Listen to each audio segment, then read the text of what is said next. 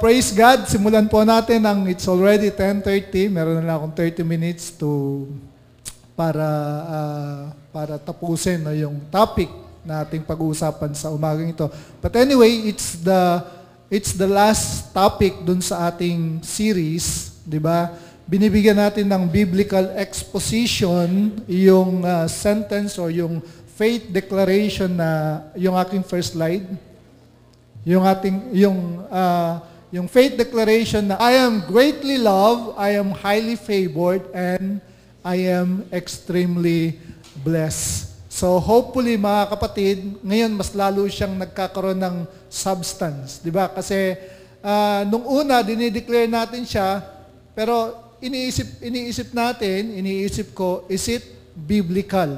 Meron bang mga scripture or mga passages or mga verses sa Bible that supports etong faith declaration na to? Or it's just a simple parang sentence na pinauso ng isang preacher, no? Pero as we see it, mga kapatid, as nagpa-progress yung ating series, nakikita natin na it's biblical, no? Na tayo ay greatly loved. Nagko-correspond pa rin yan dun sa Valentine's Day kahapon.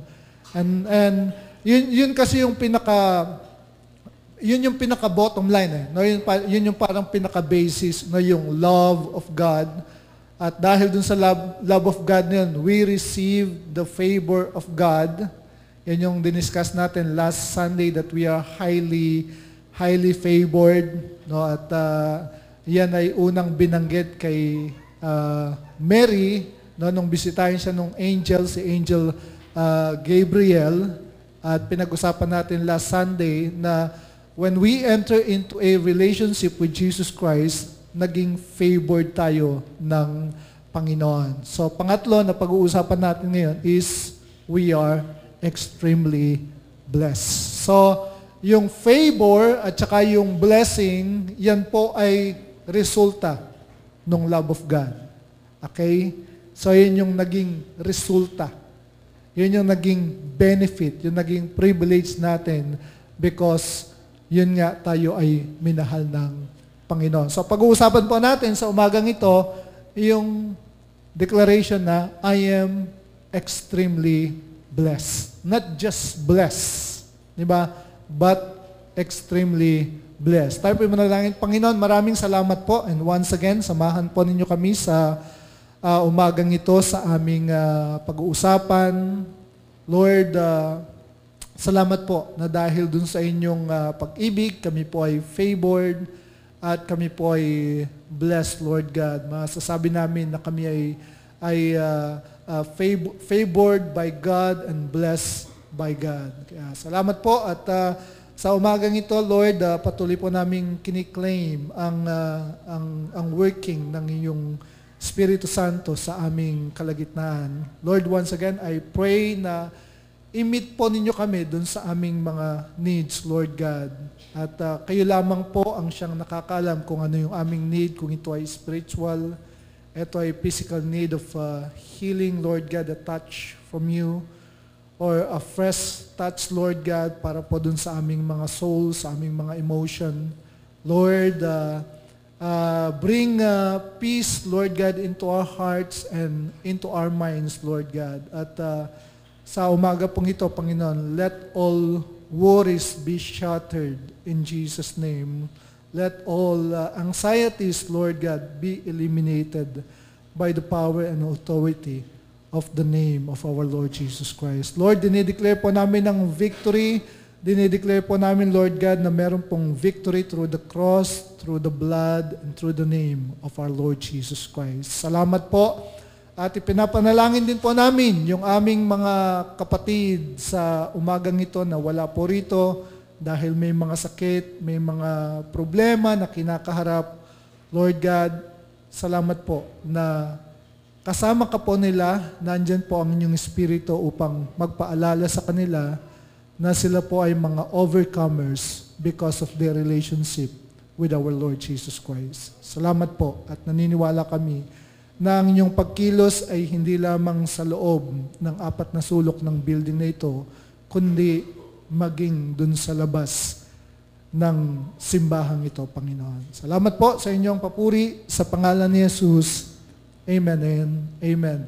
Kapag pinag-usapan natin yung word na blessing, na pinag-uusapan natin, I am or we are extremely blessed by God, no, wala akong ibang maisip na scripture verse na mag-fit, no, dito sa statement na to na extremely blessed. Of course, maraming mga verses, maraming mga passages, no, stating or declaring the blessings of God.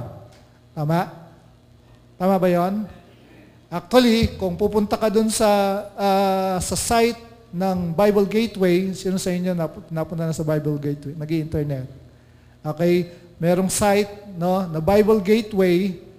Kapag kinlik mo yung passage lookup, di ba? At tinype mo yung blessing or blessing of the Lord, ang daming mga verses na magpa-pop in. So maraming mga verses, no, na makikita ka na ini-state or nakasulat doon yung blessings or blessing from God. Okay? So marami yan. At isa dyan yung Proverbs chapter 10 verse 22. Sino sa inyo familiar dun sa Proverbs 10:22? Brother Alex, anong sinasabi nun? The blessings of the Lord makes one rich, and He adds no sorrow or trouble in it. Isa yun sa mga paborito natin, no? The blessings of the Lord makes one rich.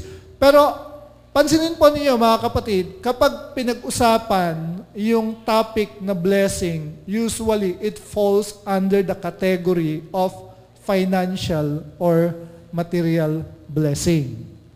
Tama? Pansinin nyo? Kapag pinag-usapan ng blessing, parang ang iniuugnay ito, no, yung word na blessing, iniuugnay dun sa material at saka financial. Totoo yon. But yung financial at saka material, it's only part and parcel of the blessings of God. Amen ba yon? Kasi yung material at saka yung financial, sooner, ano na yan eh, wala na yan eh. Diba, kapag in-establish na yung kingdom of God dito sa lupa, no longer we need yung mga currencies na tinatawag, peso, dollar, euro, ringgit, diba? Kung ano-ano pa, hindi na natin kailangan yung mga yan. So, yung material and financial blessings na ina-attach, no, dun sa word na blessing, it's only part and parcel. No? So pag sinabi mong blessing, mas higit pa. Okay, mas higit pa dun sa financial at material blessing ang ibinibigay sa atin ng Panginoon.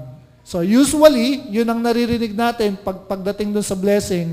And then after that, lalong-lalo kung manonood ka ng TV, di ba, mag-tune in ka dun sa mga tinatawag na tele-evangelists, preaching about money, preaching about prosperity.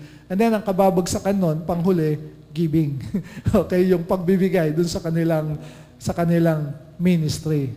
Diba? So, usually, ganun ang nangyayari. Pero gusto kong sabihin sa inyo, mga kapatid, na yung financial and material, part and parcel.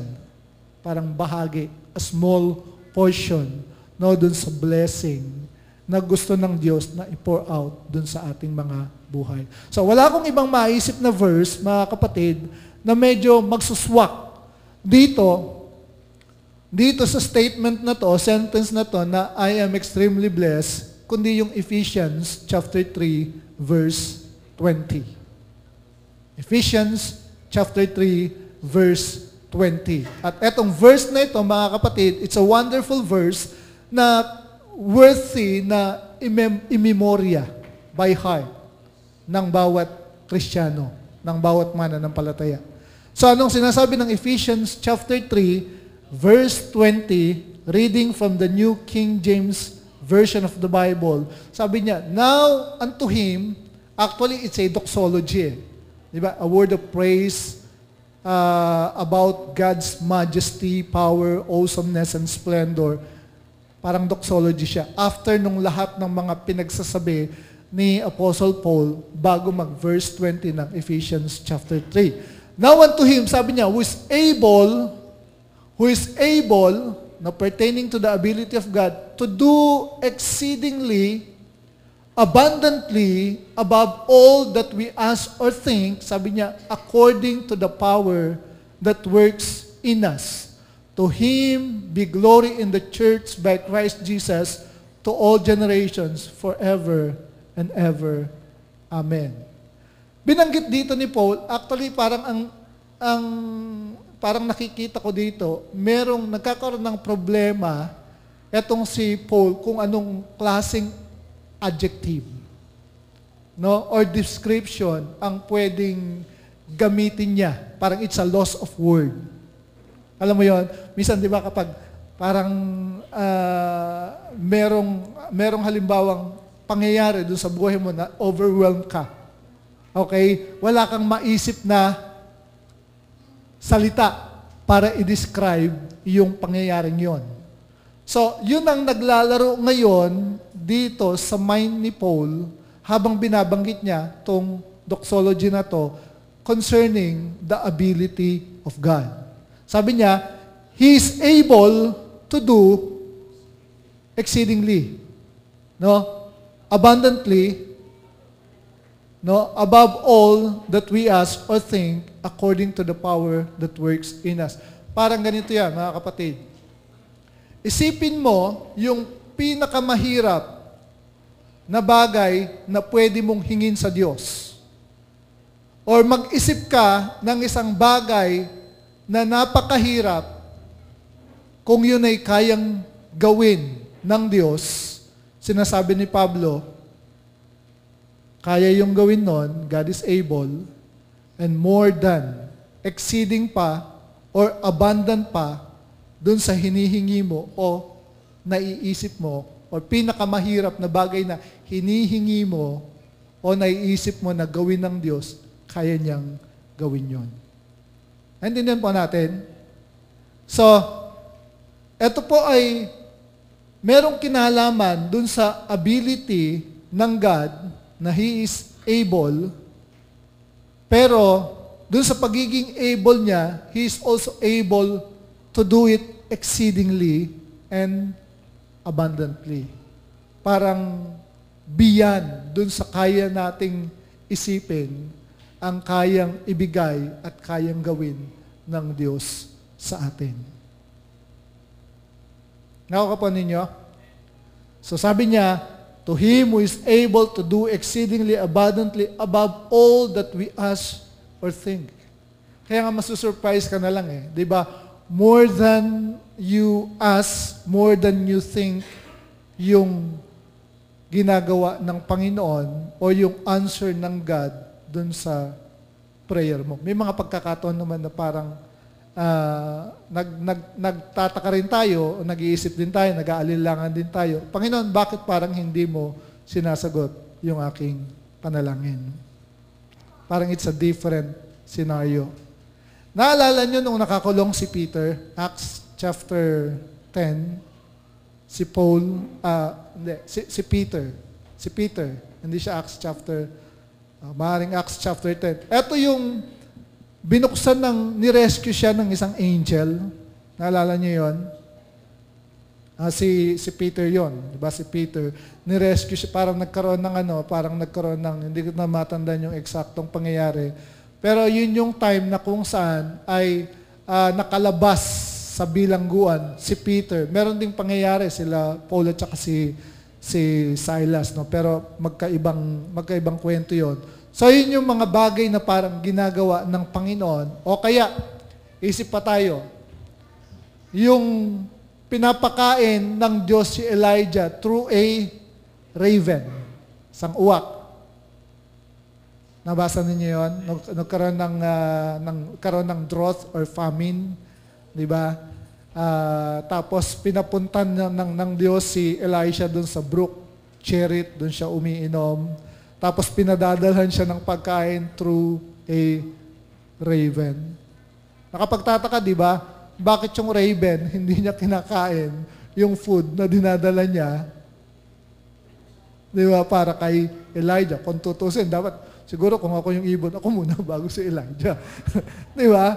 Ako muna bago si Elijah. Pero hindi ganon ang nangyayari. Di ba? So, yun yung mga bagay na, or yung isa pa siguro, yung case of Jonah. Di ba? 3 days and 3 nights dun sa, tiyan ng isang dambuhalang isda. Hindi naman sinabi kasing whale eh. Dambuhalang isda ang sinabi. Paano siyang nag-survive? Diba? Doon sa loob ng tiyan for about 3 days and 3 nights.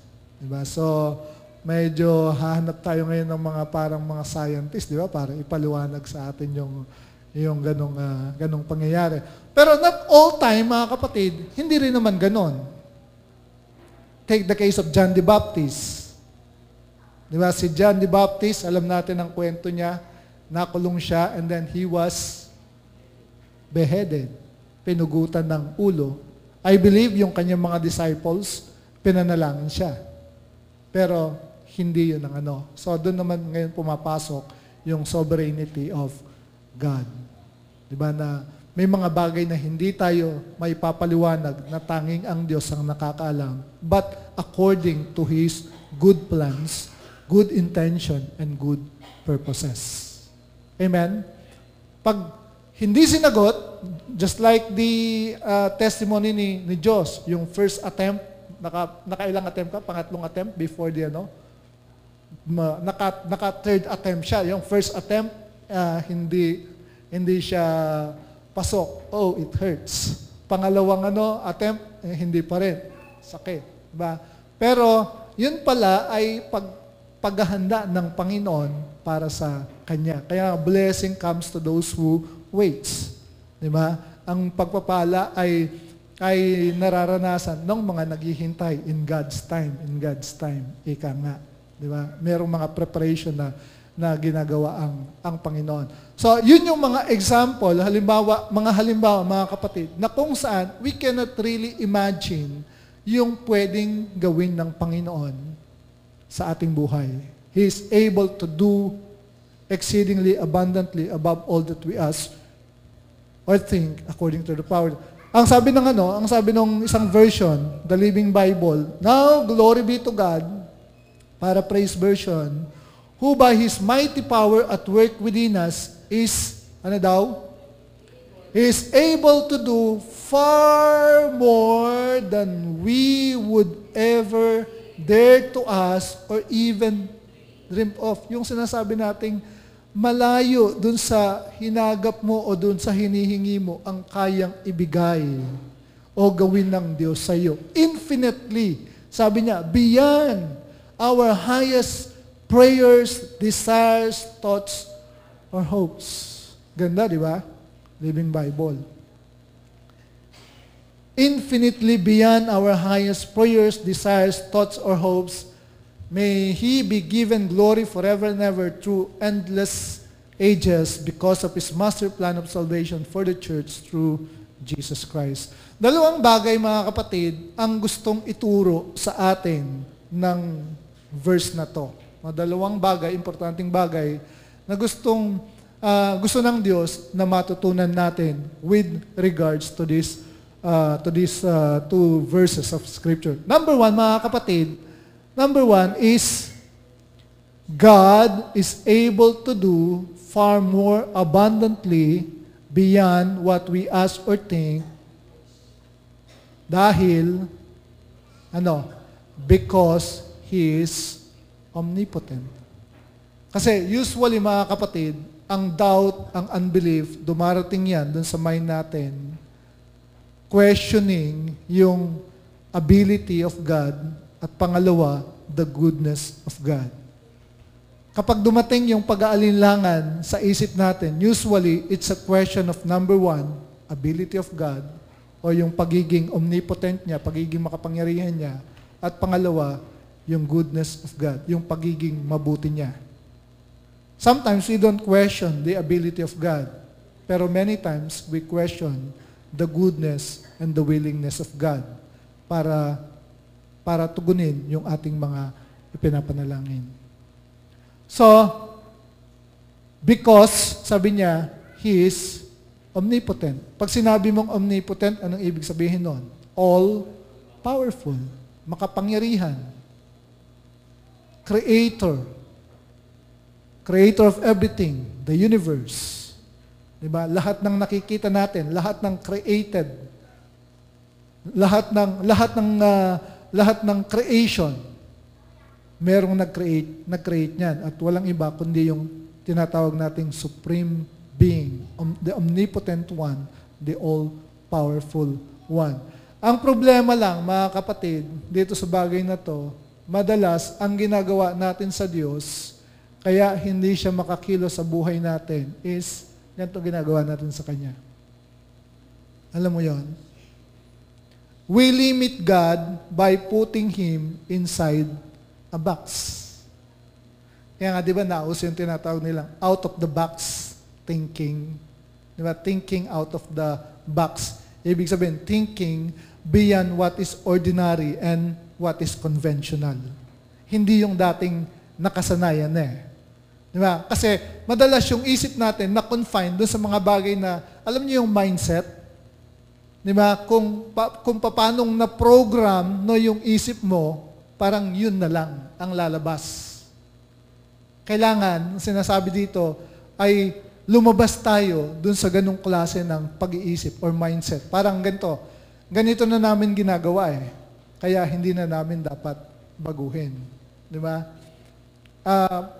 Parang ganito, sa pag-aaral. Okay, yung mga dati, siguro mga 80s, 90s, hindi pa masyadong uso yung technology.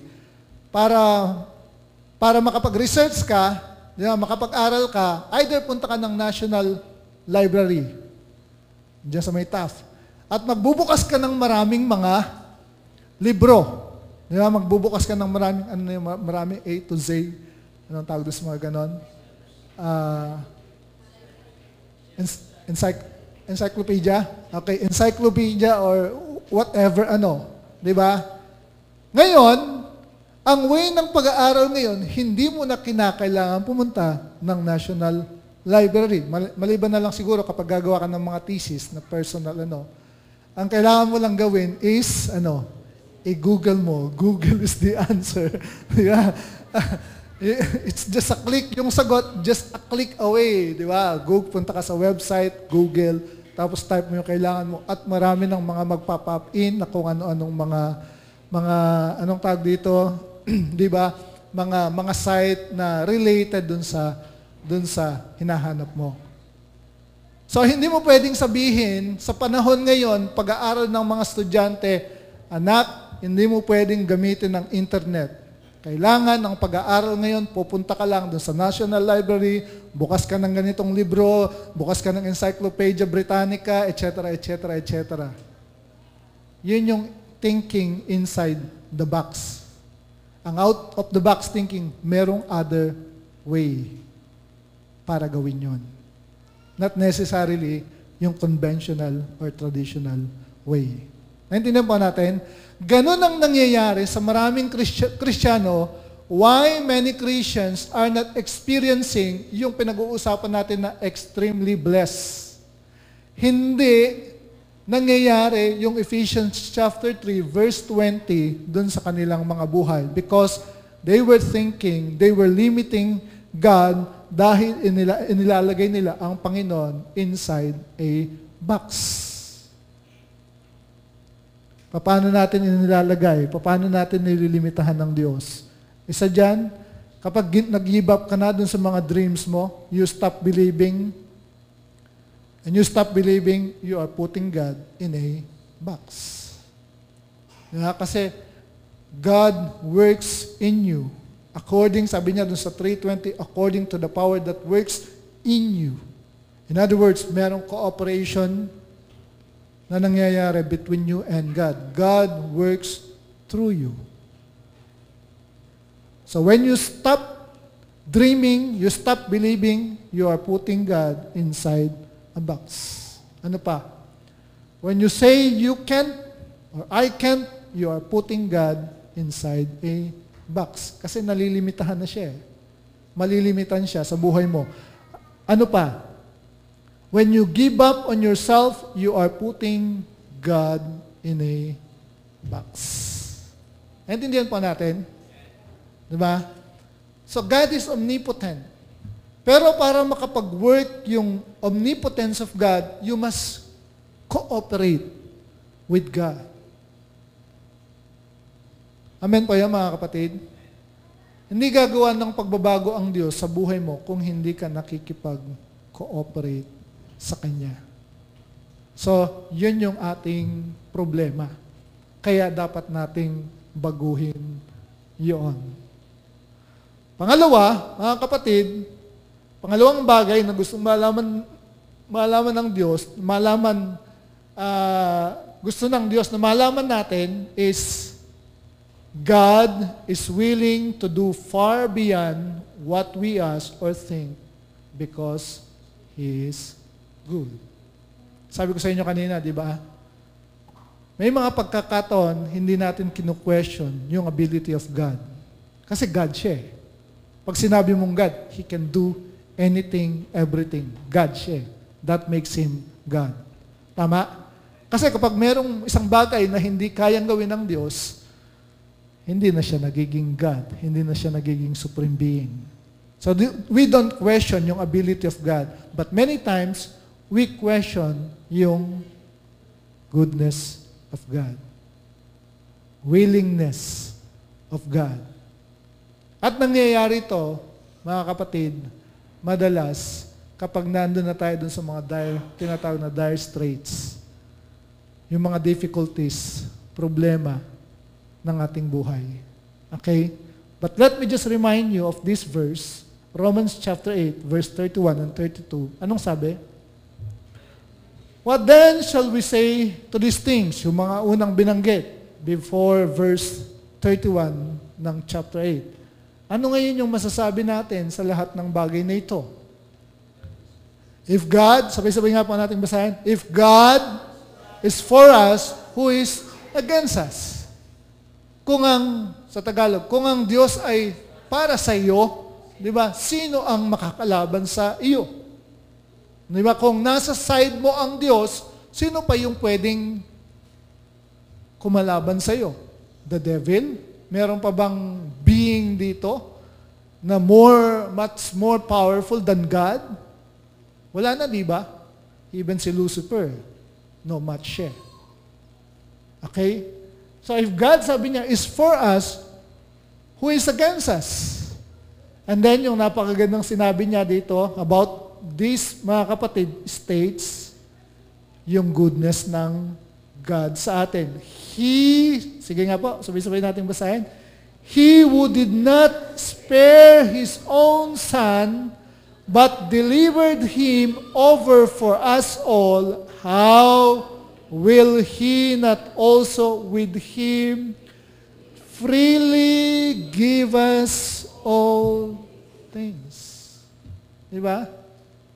Kaya nga, beyond what we ask or think, beyond what we ask, what we ever imagine, our highest hopes and dreams, yun yung kayang ibigay ng Panginoon sa atin.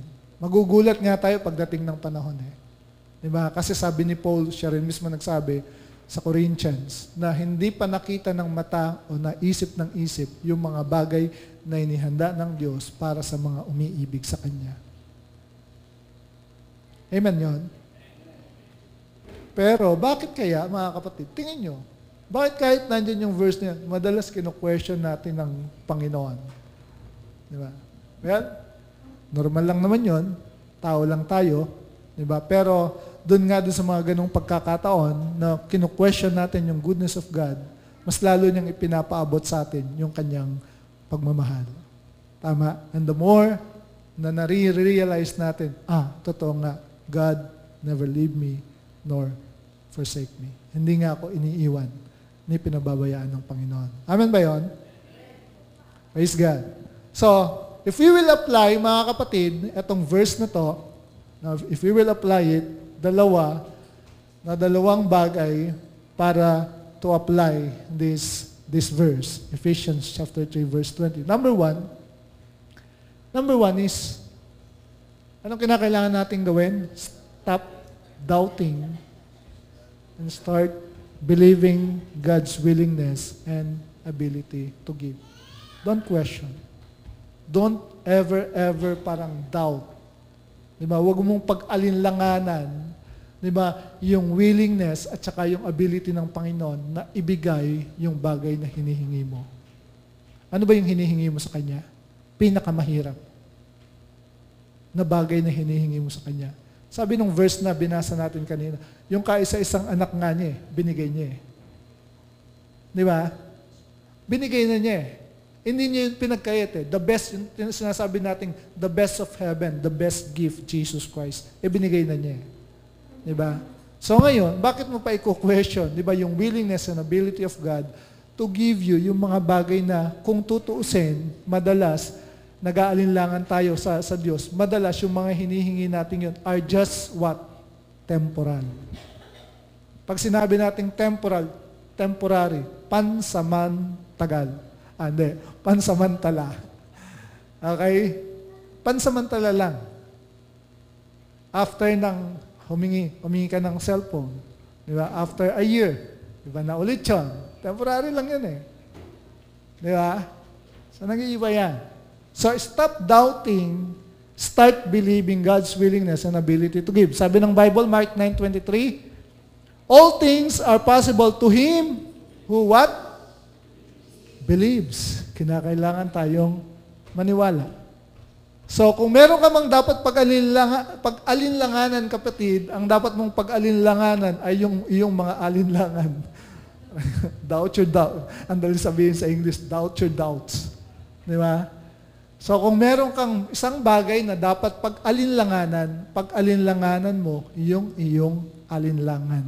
Dahil hindi makakatulong yan. Stop. Sabihan mong sarili mo, stop doubting. Start believing. Amen? Amen ba yun? So, all things, sabi niya, are possible to him who believes. Pangalawa, na application na itong verse na to is, start praying what? Big prayers. Mga kapatid, hindi bawal ang manalangin sa Diyos o humingi ng malaki. Kasi in the first place, ang Diyos naman natin ay napakalaking Diyos. Anong sabi ni James? Hindi kayo tumatanggap kasi hindi kayo humihingi. Sabi niya, hingi kayo. Sabi ni Jesus dun sa John 15, hingi kayo para malubos ang inyong kagalakan. Diba? Actually, wala naman talagang big things or big deal sa Panginoon eh. Kasi nga, walang mahirap sa Diyos eh. Diba? So, on our part, yun na nga lang ang libre eh. Diba? Libreng humingi ng malalaking bagay, manalangin ng mga malalaking panalangin sa Diyos, libre yun. Hindi yun binibili. Okay? Kaya, mga kapatid, huwag kang matakot at huwag kang magigilty na nananalangin ka ng mga malalaking bagay. Malaking bahay, kotse, okay lang yun. Amen. So sabi ng salita ng Diyos, sa Matthew chapter 10, ito ba yun? Matthew 19, sana? Verse 26, 19 po yan. Matthew 19, verse 26, with God, all things are possible. Paki-correct po, ano? Hindi na ilagay yung. Matthew 19, baka hanapin niyo yung 9, hindi niyo makikita yan. Matthew 19, verse 26. Buti na kabisado ko. Matthew 19, verse 26. Ano yung sabi dyan? With God, all things are possible. Sa inyong application yan. No? Stop doubting, start believing, and then, nangyari? Start praying big prayers. Okay, huwag kang matakot. No? Hindi sasabihin sa iyo ng hindi sasabihin sa iyo ng Diyos na hingi ka ng hingi ah. Di ba? Hindi, God will not condemn us for asking big things. Okay? At syempre pa, mga kapatid, dapat lang din naman, more than dun sa mga personal at pansarili nating mga pangangailangan, mas meron pang mga big things doon. Yung patungkol sa ating nation, patungkol sa church, no, yung mag-glorify ang Panginoon. Actually, meron akong pinagpipray. Nakalimutan ko yung verse sa Psalm. Sabi niya, the glory of the Lord will fill the earth as waters covers the sea. The earth, sabi niya, shall be filled with the knowledge of the glory of the Lord as waters cover the sea. Hindi pa nangyayari yun. Hindi pa nako-cover ng glory of the knowledge of God ang buong earth kung paanong covered ng water yung mga seas. Malaking panalangin yon. Yung revival ng ating bansa, malaking panalangin yon. Yung mabago yung sistema, yung system of corruption, which is so parang endemic, no, dun sa ating gobyerno, malaking bagay din na dapat na ipanalangin yon. So merong mga bigger things na dapat tayong ipanalangin. Pero again, God is able to do exceedingly abundantly above all that we ask or think according to the power that works in us. Amen ba yan, mga kapatid?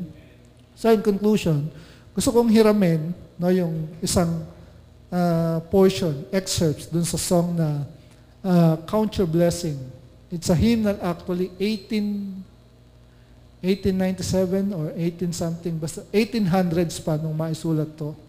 Diba, kasi pag sinabi mong mga parang Amazing Grace, diba, yung mga ganun, mga hymnal, talagang, ano yung mga yan eh.